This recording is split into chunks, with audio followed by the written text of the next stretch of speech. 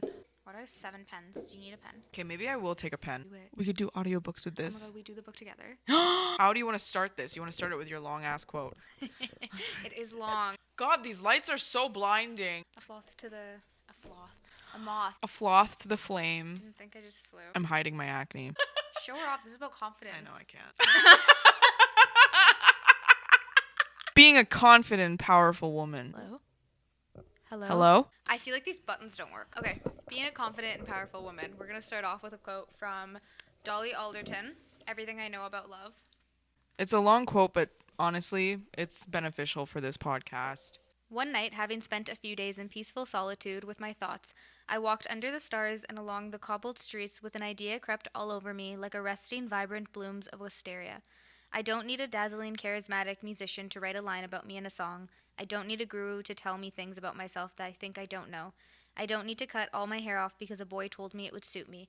I don't need to change my shape to make myself worthy of someone's love. I don't need any words or looks or comments from a man to believe I'm visible, to believe I'm here. I don't need to run away from discomfort and into a male eye line. That's not where I come alive. Because I am enough. My heart is enough. The stories and the sentences twisting around my mind are enough. I am fizzing and frothing and buzzing and exploding. I'm bubbling over and burning up. My early morning walks and my late night baths are enough. My loud laugh at the pub is enough. My piercing whistle, my singing in the shower, my double jointed toes are enough. I am a just pulled pint with a good frothy head on it. I am my own universe, a galaxy, a solar system. I am the warm-up act, the main event, and the backing singers. And if this is it, if this is all there is, just me and the trees and the sky and the seas, I know now that that's enough. I am enough. What a way to kind of really kick this episode off, eh? Yeah. That's a really good quote. Honestly, we read this book. I read this book, 2 years ago? You read this like last year? I think I also read it 2 years ago. Oh my God, same time. Yeah. I didn't Timeline. annotate it, unfortunately. No, but honestly, that quote, really, we're talking about being confident today, being a powerful woman and being enough. Yeah. And that is such a good quote because honestly, it's being uniquely who you are, and that's what makes you shine as a person. And I'm just going to throw out another quote in there from this book because anyone who hasn't read this book, it really is talking about like female friendships and really kind of finding out who you are within those friendships and just through experiences in life. And honestly, it makes you want to do batshit crazy things. So like, It's a book to definitely read in your 20s, 100%. you need to read this in your 20s if you're ever lost in life because like even you and I, we're going to Boston soon. And this book we're going to bring because it makes us want to do all of these things and like really experience our life and find out who we are because we're never going to not find out who we are. I think I always say this about life. Experiences are what makes you grow as a person because whenever you go through things, you find out how you react to things and what you like and what you don't like. And that's what I've been saying. I want to just do some tomfoolery with Steph because like reading about someone who's in their 30s now, who's done all of these things and wrote a whole book about it. Like, does that not motivate you? And she's so confident. Like, she's so like, this is me and I wear it like a badge and I'm proud of it. Yeah. And she's not ashamed. And that's exactly, if you do the same thing every single day, you're not going to grow. You're going to be the same person. But no. Through your mistakes, through your errors, through all of that experiences that you have, like that's what makes you grow. And that's where you find your inner confidence because that's where you find what you do like and what you don't like. Exactly. And even like finding a relationship, like you're not going to, if you date the first, well, I mean, it works for some people like high school sweethearts sometimes, but sometimes the first person you date, it's hard to let go of them because they're that person that they're your first love. And, it's hard to move on from that. But once you do, you start to realize that there actually is going to be somebody who is your person and who actually makes sense for you, not just the first person you see. Exactly. And through dating, you learn, oh, I like when a guy does this. I don't like when a guy does that. This is a non-negotiable for me. This I can look past, you know? Yeah, exactly. And I want to read this quote because you brought up dating. And I think, honestly, that is such a big thing when it comes to finding out who you are is because, like, your partner is directly, like, your first influence. I think whenever you spend so much time with this person who you love, like, you kind of adapt to them. Yeah. And if you're not secure with yourself, and that comes out in ways where it's like you can walk around being a confident woman, but I feel like the right person wouldn't make you feel like you need to change. He This loves is a the good and side the note. bad. This is a side note. Don't even put this in. You could put this in if you want to. This is a side note. Remember when you were dating or like dating the man? Was it more about him or was it more about you? We're getting vulnerable here. We're getting vulnerable. So what she wants to bring up is this guy I used to talk to. The problem I had was when I look back and reflect on it, I feel like I was very boring because I just not changed everything about myself, but I kind of muted it. I muted it, and Yeah. I really like became a statue. Yeah. Because I was so worried about screwing something up that I didn't really show and be myself. Yeah. And I was worried about everything I was saying, everything I was doing, how I looked, like Yeah. everything as a whole about me. I just really panicked about. Yeah. And it kind of backfires because the person comes to you first because Yeah. of how you are and who you are. So to change your entire persona based on the fear of losing somebody who you don't even have yet is kind of wild, because why would you want to be with somebody like that? The reason why I brought it up, this was actually just like me asking her about something, because it's crazy because I feel like every girl has kind of done that whenever they've tried to not impress a man, which is weird because like you impress a man with being who you are. Like that's honestly kind of what attracts a man. I think you attract the wrong men whenever you just focus on your hotness or like looks and like how you sit or how you dress, how much money you have. Like refer back to the last episode where money isn't everything, like, you know, but I think I just wanted to know because even I've experienced something where that I'm a confident person. Everyone knows that. Like if you meet me, everyone's like, you're a confident person. And then I look back on like a situation where I was in, like that you were in, and I was like, was that more about me or was that more about him? Did he make me feel comfortable enough to open up and be who I am, or was there like this pressure like to be exactly who he wanted, which is weird because you don't actually know who that person really is in the beginning. Yeah, and I think it's a bit of both. I think sometimes men do that, but I think also it's that inner insecurity that you don't think you have until you're faced with it. It sucks because it's like when you walk around thinking you've done all this work on yourself and then you're faced with a situation like that and then you feel like you've regressed 10 years because you're like, why am I changing who I am? This is so normal, by the way. Like, every girl does it. Every girl does it. And like, I read this quote. She was talking to her friend and she said, "The way I had always made boys like me was with smoke and mirrors, exaggeration and bravado, heavy makeup and heavy drinking. There was no performance or lies with Farley. If a boy ended up loving her, he loved every cell of her from date one, whether he knew it or not." And honestly, this is like, I want to talk about the bad of like, you know, this whole topic, because I think this is something that like I think a lot of girls do without even realizing, and then they punish themselves for it. It's like, why am I morphing into this person? I'm not actually this person to get a guy who I don't know, who doesn't know me. What are you focusing on? And it's crazy because it's so easy to fall into that.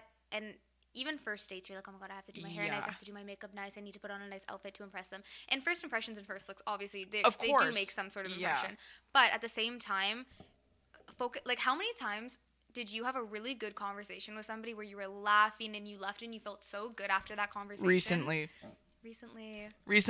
so is Steph. That's a good one.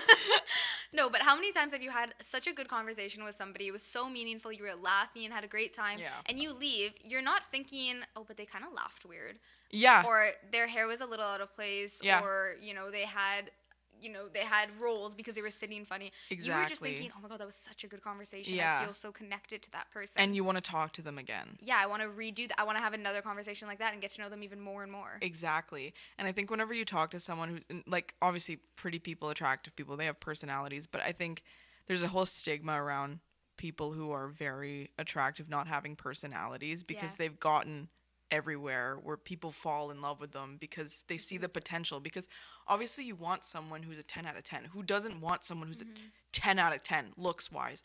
But you can't, it's not build a boyfriend. Like you can't like build a boyfriend. No, it's not. Like you can't like go up to someone and be like, I want, like, you know, if you're a reader, which I'm assuming a lot of women out there that are listening to this are readers, you want someone who's like a 6'4" shadow daddy. That doesn't happen, okay?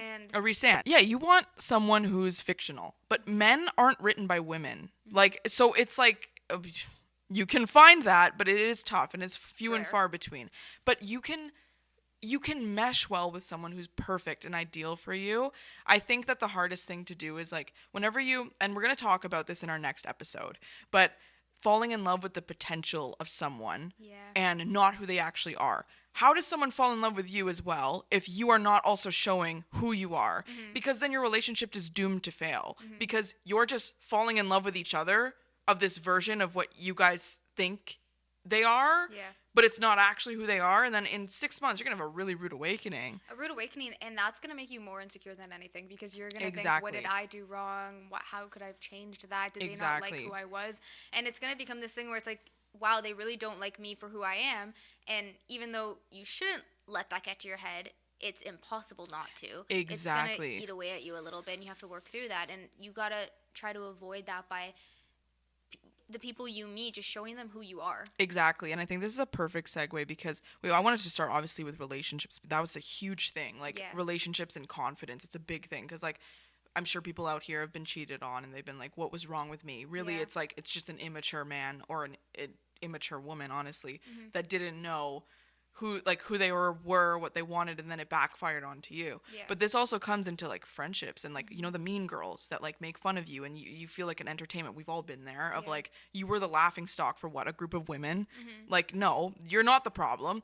Or TikTok, social media, Instagram, whenever you see girls' bodies, when you're like that directly bleeds into confidence. I mean, even with me, when I go to the gym sometimes, I'm there to work out. I'm doing what I'm supposed to be doing. Why am I looking at these girls being like, fuck, I wish I had that body? Like, I'm here doing that. I'm working towards it. But it gets in your head. But it's crazy, too, how nasty we are. And I mean, this is going to be a whole other episode. But just a side note, I saw this TikTok of this girl. She was doing like her body glow routine. It was like a certain cream she wears and then the oil and then the shimmer. And I was watching it, eating it up because I'm like, oh my gosh, like the after, her arms and stuff looked so great. I'm like, I want to do that. What products did she use? So I went to the comments immediately to see if people agreed or if they, like I was looking to see if they agreed on the products or said, oh, this product works better or, you know, that's why I went to the comments. Immediately when I went to the comments, it was all negativity about people commenting how she spoke because she had a lisp. And I think she said dress instead of dress, which I didn't even catch when I was watching it the first time. Like I had to rewatch it and be like, what are they talking about? And it's like... Oh, that aggravates me. And I'm thinking that poor girl. I mean, I didn't go to her profile. I don't know if she's famous or if it was just the one video or what. But I'm like, that poor girl is on TikTok. She's trying to share a routine with you and her tips and tricks, and you're out here absolutely tearing her down. Oh my god. Like, but from that, how do you still find confidence? Like, if you're coming from a good place, sharing something. Okay, I have such beef with social media though. Like I really don't.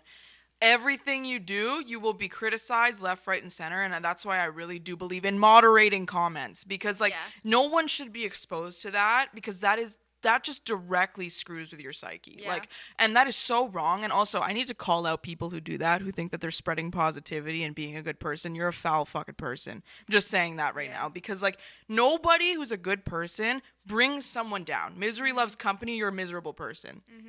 All love. Anyway, an insecure person. Yeah, you're an insecure person. All up. But no, that's really sad because it's like, obviously, you didn't even realize that she was talking with, and who cares if you have a lisp? Like, you know what I mean? You were looking at the product. But the funny thing is you would think a lisp, you would think that they maybe made some funny comments and maybe made some jokes about it. People were actually being fully rude. Like, it wasn't just... That's crazy. Oh my God, that was so cute how she said dress. And oh my gosh, it was people saying, you know, you have a problem. Like... actually tearing her apart. And I'm like, that's you're ridiculous. The most insecure person I've ever met, that you're on social media commenting how somebody speaks. Yeah. When there's so much more you could be doing with your time. Like, literally just scroll. Just keep scrolling. Yeah. And also, if you're one of those people, watch a freaking podcast. Like, do something with your time. Yourself. Yeah, educate yourself. Go to therapy. Go to therapy. You know what? Honestly, going back to being confident and powerful and how to do that, I feel like one of the main ways that you hear a lot of people talk about is the faking it till you make it situation. Yeah. And I think that's extremely important. That's how I found a lot of my confidence, was faking it till you make it. Just putting yourself in situations where you're like, I can do this, even if you feel like you can't. This is a good tip, by the way. It is. But you also have to be putting in the work. You can't just look at yourself and say, I'm confident, I'm a badass, like I can do anything, and then continue on your life how you do every single day. Yeah. You have to say those words to yourself, mean them, and actually do something that works towards being that person. Exactly. And this is like a controversial take because we talk about, there's two things actually you and I talk about a lot, but the Subtle Art of Not Giving a Fuck. It's the book. Mark something? Mark Manson. Manson, yeah. I don't know if it's Manson because I always thought there was a serial killer. It was Mark Manson. Anyway. I swear everyone knows that book. Yeah, anyways, it's like an orange book. But regardless, he says like this in terms of like affirmations, which I think are a good thing. I think like affirming like these positive reinforcements, I think that's a good thing. Like obviously don't shit talk yourself. Yeah. But I think when it comes to like stapling like pages of like I'm enough, I'm skinny, I'm this and that, and it's like, okay, but you're just reinforcing these beliefs that you're not that. Like, you know what I'm saying? It's like that fake, fake it till you make it. But in the sense of like, you don't need to be bombarded with these things just for you to feel bad about yourself. I almost think sometimes it gives a little bit of like a negative approach. But I think what Stephanie and I are talking about, like whenever, like say you want to go to the gym. I've had people in my life do this all the time where they're like, okay, today's going to be a great day. I'm going to go to the gym. I'm going to get shredded. I'm going to do this. I'm going to drink a green juice and whatever. They put so much emphasis on what a successful, confident person would already be doing. So in turn, you're creating a divide between who you are as someone who doesn't do that and someone who does that regularly as if it's like brushing their teeth. And that's what we're talking about. And like, just pretend you are that person. Yeah. Like wake up, don't even say anything. Put on your gym clothes and go to the gym. It could be the very first time. You could have got that membership 12 a.m. that day. Yeah. Do it. Because then it's like tricking your brain into thinking, oh, I am this person. I am someone who goes to the gym at 6 a.m. You know what I mean? We always talk about it. We always say, live the lifestyle that you want. Literally. And when we say that, we don't mean if you want to be a millionaire, go blow your money on all this designer stuff and a nice new car and blah, blah, blah. Live the lifestyle of what a millionaire would be doing. What does a CEO do every single day? He wakes up early. Puts in the work. She wakes up early. She wakes up early. Preach. She wakes up early. She goes to the gym. She puts on a cute outfit. Puts on a cute outfit. She's mindful. Yeah. Like, they don't just spend and blow their money. They invest. They take care of themselves. But they live that lifestyle. They go to bed early. They're not partying every single day. And didn't you have a quote about being the woman? Where is my book? It was a really good quote. The quote is, you're trying to lead two lives. You have to choose which you'd rather be, the woman who parties harder than anyone else or the woman who works harder than anyone else. No, but it's true. Because, like, I think, oh, my God, we talking about friendships, too. I think we both had stints, but more so me, where, like, I used to be, like, drunk all the time. I didn't know how to handle my success at the time, and I used to drink a lot. And I would go out and I would party. I was the fun friend that everybody wanted out because I'd pay for everything. I would create memories. It's like, oh my God, did I tell you about what Mar did last weekend? And I remember I hit a point in my life where I was like, I don't want to be the fun friend anymore. Like, I don't even have real people in my life. And I remember I was sitting in a hotel room after something so happened to me. And I was like crashing out because I was like, what am I going to do? Like, I don't have anyone in my life. I don't have any more money. I'm drunk. I've been drunk for 5 days straight. Where's my life going? Yeah. You know? And that was the point where I was like, you need to change. Like, you need to like do something for yourself. And it was honestly such a pivotal moment in my life because it really forced me to get up and do something, whether it was brushing my teeth. Yeah. Making a change, going to the gym. I remember that's exactly what I did. One day I just got a gym membership and I just started going. It was like 5 days a week, 6 days a week. It became my therapy. And I think a lot of people who go to the gym, they can relate to that, where it's like you go to the gym almost always because you're running away from something. Yeah. But then it turns into a lifestyle, and that lifestyle actually helps you better yourself, you know? You crave it. I did the same thing. I remember I was just driving home one day with one of my friends, and I was like, I think I want to get a gym membership. And she was like, I do too. And we literally, in that moment, drove to the gym and got our gym memberships right then and there. But it was just I need to do this, so let me go and do it. Yeah. And sometimes you just have to do that. And I think, like, it sucks because whenever you work hard, you lose a lot of people because a lot of people don't want to work hard. That's something I noticed. Like, a lot of people just want things to come easily to them. But the most successful people aren't like that. The most successful people put in the work. Well, you become a threat too, I think. Yeah. When you do start working on yourself. Misery loves company. Misery loves company, and people say they want to work on themselves, but they don't actually want to put in the work. They just want to jump to the finish line. And so Yep. when they see somebody else putting in the work and actually seeing results from it, you become a threat. Exactly. And I remember like one of the top comments I got from people that used to be in my life were like, you never go out anymore. Mm-hmm. You never do anything anymore. And I was like, they want to see you make dumb decisions. They want to see you fail. Mm-hmm. And it's like, to them, it's not failing because they're used to that. But to people who kind of have that epiphany of like, there's no one real in my life. I don't know who to turn to. Mm-hmm. I don't want to drink anymore. It's ruining my body. I remember too, like, because I think you and I started our gym journey at least 2 years ago now. Yeah. I would say, like, where we would started to go a lot. But I was in like the worst shape of my life. My skin was so bad. It's bad right now because of azelaic acid. But I'm purging. But before it was like simply because like I was going to bed at 2 a.m. I was vomiting like all the time. I remember I had like a group Zoom call with my readers and I was hungover and I was like, this is an exciting part of my life. Why am I hungover? Why am I doing this to myself? And it sucked. It honestly mentally sucked. And that was the point where I was like, it can't get any worse than this, can it? Like, let me try something new because what I was doing wasn't working for me. Yeah. And that confidence, you're not born a confident person. No. I think people need to understand that. Like, they look at you, they look at me, they're like, you're so confident. How did you do that? Like, how do you not care what other people think? I think it's simply just caring more about yourself and what you think about yourself. Mm-hmm. That at the end of the day, it's like, I was talking to my partner and Steph earlier about the elf and the lion analogy. Because, people get in the dumps sometimes. People are, like, in their head. And I was saying, there's always a lion and a sheep inside everybody. Why can't we turn it? What did I say? I said, there's a lion and a sheep inside everybody. But instead of the sheep, make it into a wolf. Yeah. So that at the end of the day, it's a lion and the wolf fighting each other. And if one of them loses, at least you have another alpha that comes out. Because it's alpha on alpha now. Yeah. It's not like lion and sheep. The sheep is never going to win, man. Like, realistically, in real life, the sheep will always lose. Why are you letting the sheep win? Mm-hmm. You're delusional. Like, you know what I mean? So it's like alpha on alpha. And that's the way that I think even in, like, if we're talking about books, like, I'm going on a tangent here, but if we're talking about books, like, the morally gray villains, there's always a reason why they are that way.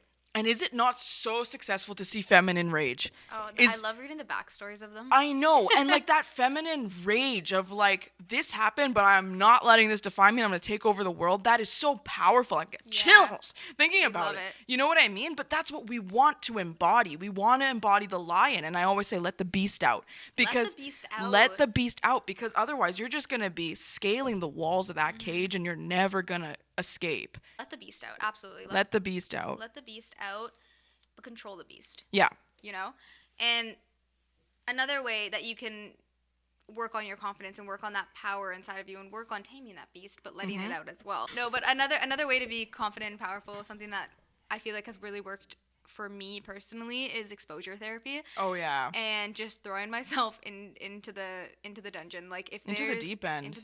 It is a sink or swim mentality for me, and I've had this for a very long time. Whereas if I want to be better at something, but I'm just not good at it, and I'm scared, and I do get anxious a lot. Yeah. I have a lot of anxiety, but the way for me to deal with it is I don't let that take over my life. If I'm very anxious and I have a lot of anxiety about something, I don't let it stop me. If I want to do something, I still do it. And I'll set myself up so that I can't back out of it. Yeah. And it could be something as simple as when I was going to university, my worst subject was English. Mm-hmm. Like, I was horrible at English.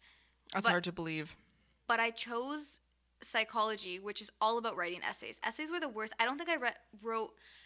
I think it took me the 4 years of university to actually write one decent essay. Yeah. Like, I was horrible at doing it. Yeah. But I wanted to be better at psychology. I wanted to learn about it. That was the degree I wanted to take. I didn't let something I was bad at stop me. I just kept going and doing it. Or I used to get a lot of anxiety showing up to a party alone. Mm-hmm.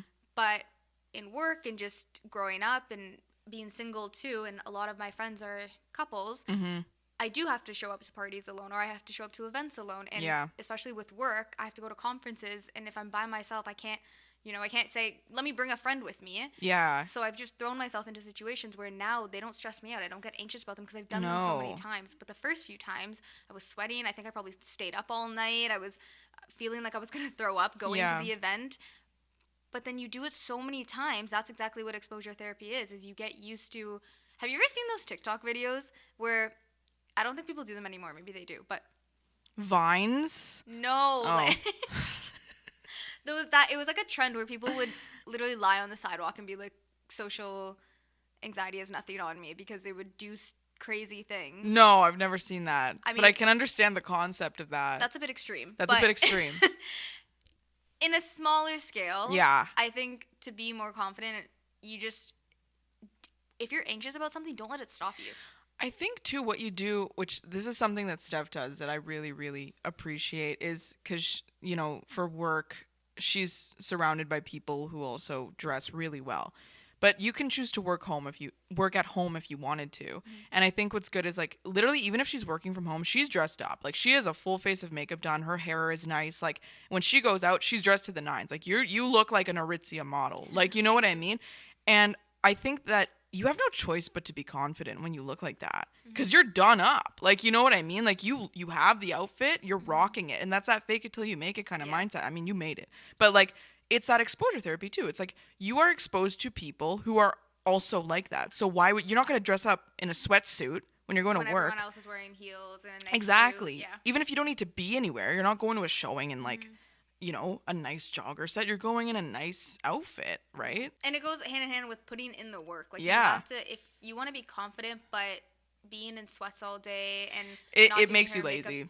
If it doesn't make you feel confident, you can't just think you're going to be confident. Do the things that make you confident. Not that you need to rely on hair and makeup to feel confident, but if that But it's a tool. It's a tool, 100%. And if that's what is going to make you feel a little bit more confident, even if it's 5% more, why not do it? I also think to remember, who was it? We were talking about this too. When you're going to go to the gym if you put on a cute outfit. Yeah. As a girl, like if you wear a t-shirt, which is fine. I work out in like a t-shirt and shorts and stuff like that. But like if you're wearing like a full on nice, like, you know, outfit, like an Alphalete, you know, 2-piece or something, you're obviously going to go to the gym. We're just going to lounge in the house like that. And I find I put in more work when I'm at the gym when I'm wearing a cute outfit, because I'm like, I can't let this outfit go to waste. No. Because regardless, showing up to even though I use one machine, I'm sweating. Yeah. So I don't want to go there, do one machine, and then have to wash the outfit. Exactly. I'm putting in the work. Exactly. And then like you see like how you look in your body, and that's also fuel. I think it's just kind of like whenever you see yourself and you're like, I have a vision, like even I think both you and I, our phones are like our vision boards and stuff like that. That constant positive reinforcement.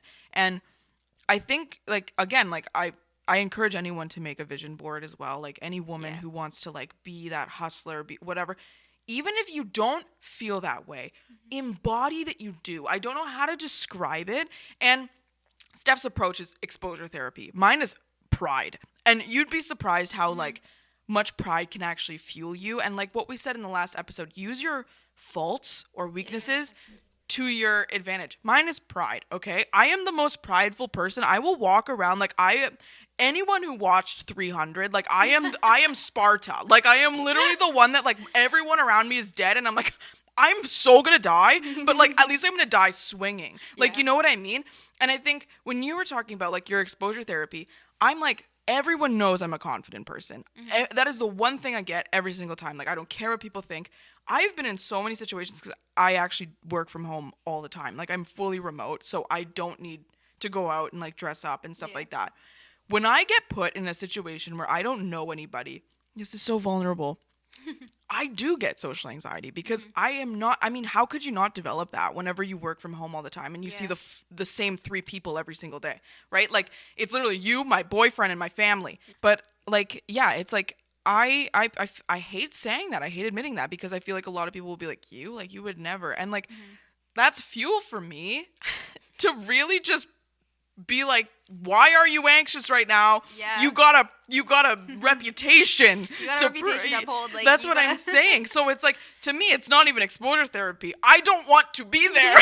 You don't want someone to be like, oh, I thought she was confident, but she's actually not. You're like, oh, I gotta live to this standard. No, I'm like, I have a reputation to uphold here. But regardless of whatever tactic you use, do whatever works, but also do it to your advantage. Like, don't be sitting in a corner rocking back and forth, like feeling like you're in a padded room of your mind. That's not going to do anything for you. You know, you have to embody who you want to be, because if you embody who you are, and that hasn't gotten you very far, I'm sorry, you're always going to be that person. So 100%. It's like, if you embody like whoever your idols are or whoever you want to be, knowledge is power. Knowledge is literally power. Educate yourself. Read. Have some, you know what?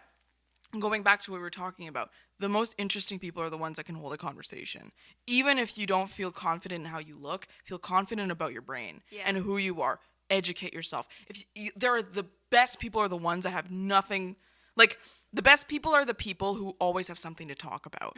You know what I mean? Like, I remember, like, we were talking to someone on the weekend, and he was talking about balsamic vinegar in New York City, and me and Steph, like, what a niche topic. But me and Steph were literally staring at him like he was God sent. Like, this is the most interesting man I've ever met in my life. I didn't know how to feel in that moment. I'm like, do I feel stupid? Yeah. Or I was so blown away. Yeah. By the knowledge, because I was like, this is, like you said, it's such a niche little thing to know about. This guy, I'm not even joking, we were at his place, and every little thing in his apartment was like curated to something, like, because he travels all the time, and everything had a story. Everything had a story. He would pick up like a mug or a matchbox, and he'd be like, oh, this was blessed by a witch, like in Tahiti. Thing. Like, you know what I mean? And it's like, you just want to hear him. Or you made something, and you're like, how did you do that? And he's like, oh, it's simple. I just do blah, blah, blah. And I'm like, who taught you this? It's so surprising. Like, even like his own drinks. He was making his own drinks, and you're like, you were staring at him. I remember you're like, can you like tell me? Give me tips.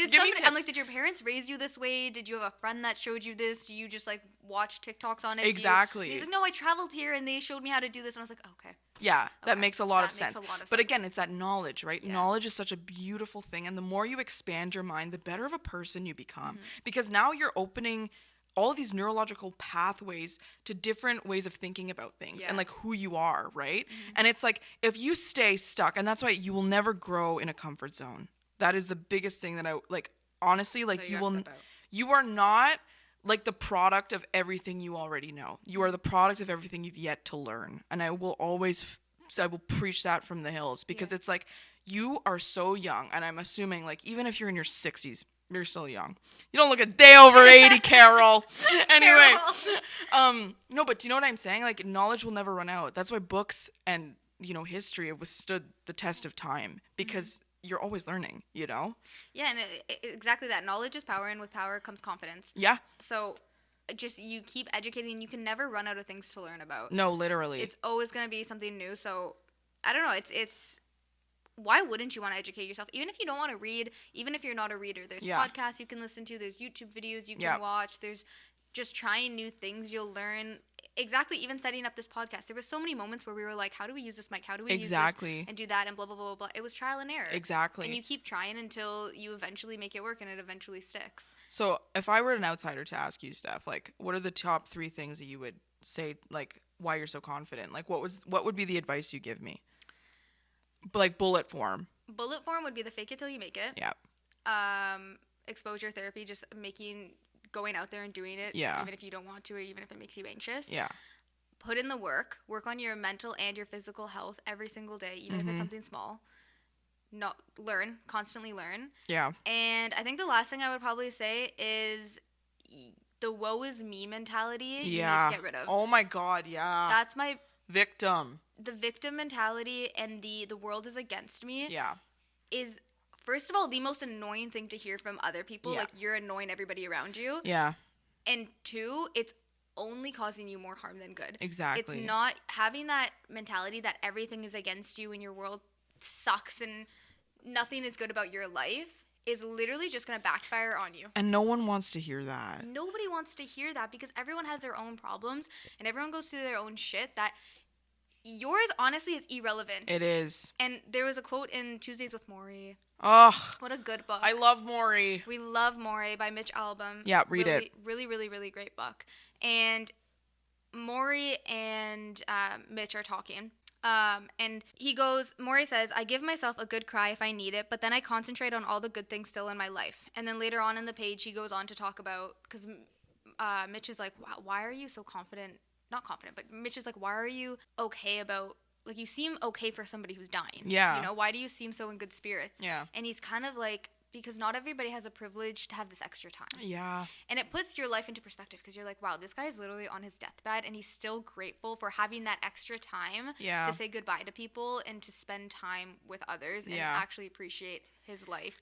And he even says, like, not everyone is so lucky. That's crazy to me because it's like, that also is like, surround yourself with alpha. Maury's an alpha. Like, don't get this twisted. This man is a lion. Yeah. A lion. Like, surround yourself with people who have that mentality. I remember I got in a fight with someone recently because he was always listening to this, like, these people that were just negative reinforcement after negative reinforcement. And I'm like, honest to God, why? Why do you insist on listening to people that are just bringing you down and don't have hope for you? That is a major red flag. If someone is like, that's a little hard, or how are you going to do that though? Or like there's a little bit of doubt in their voice. Those are not people you want to be around, because you want to be around people who feed into your almost delusion of success. Yeah. Because it's like, even you're like, you told me tomorrow I want to build a yacht. I'd be like, hammer and nail me. Yeah. Like, you know what I mean? I'll be like, right by your side. Exactly. And like, you don't want people to be like, we're going to get the money for that. Or like, no, you need That's impossible. You can't do that. You can't Exactly. And if someone were to ask me, like, what is the number one thing, I'd say, surround yourself with alphas. Surround yourself with people who, like, genuinely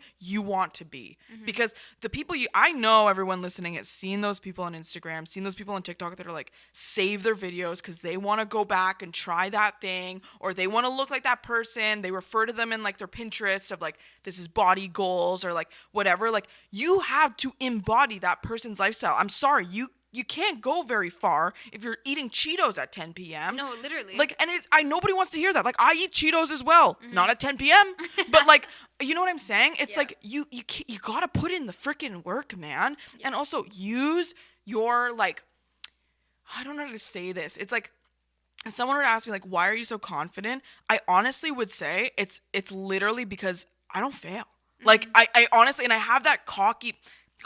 I think a little bit it's like that cockiness, not arrogance, but just like that cocky confidence in yourself. You're not like, you're a humble person, but you don't allow yourself to fail. You don't allow yourself to fail in the sense of like, everyone is going to fail. You're going to fail. You know, if you look at the trajectory of your success, you have failed before. Yeah, but you have grown so much knowledge. And that's why I think with every failure, you gain a piece of knowledge. And you don't make that mistake again. Well, that's the thing. You don't look at failure as you a failed bad thing. And it's a bad thing. It's redirection. It's looking at it as, okay, I learned something from this and I can keep going. Yeah.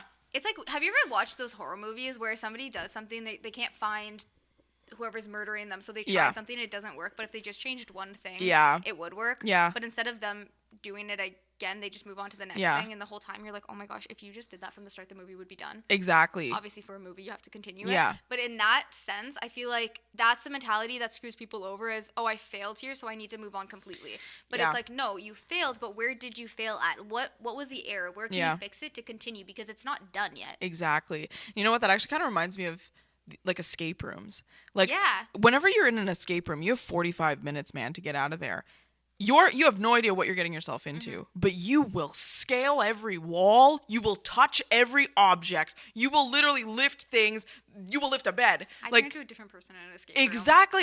But why can't we do that with our own lives? Yeah. Why can't you literally scale every wall, touch every object, and do everything you can to be that person to get out of that room? Yeah. Think of that room as your mind. Exactly. Think of that escape room as opening that door is going to lead you to exactly where you want to be. Exactly. What a great analogy. That is a great analogy. Look at you. It's my pride. The confidence. Anyway, I think to end off this episode, I want to end it off with a quote, because I read Daisy Jones and the Six. Honestly, great book. A good book. I will accept no criticism on this book. We only talk about great books here. But Daisy says, kind of in the beginning, because she's confident, she's fiery, she says, I am not a muse, I am the somebody. End of fucking story. And I want every single person to really embody that, especially, we're going into Hot Girl Summer here. We are going into ladies, Hot Girl Summer. Like, really embody that. Also, I want to say, too, something about, like, social media, which I think is the driving force of why people are insecure now, is because they compare 100%. themselves. And we're approaching Hot Girl Summer. Honestly, you gotta love your body. You gotta love who you are. You gotta look in the mirror and also just love every single part of you in order to be like, okay, this is where I am, but I love myself to get to a better place. Yeah. Not hate yourself because you're doing it out of anger. You have to do it out of love.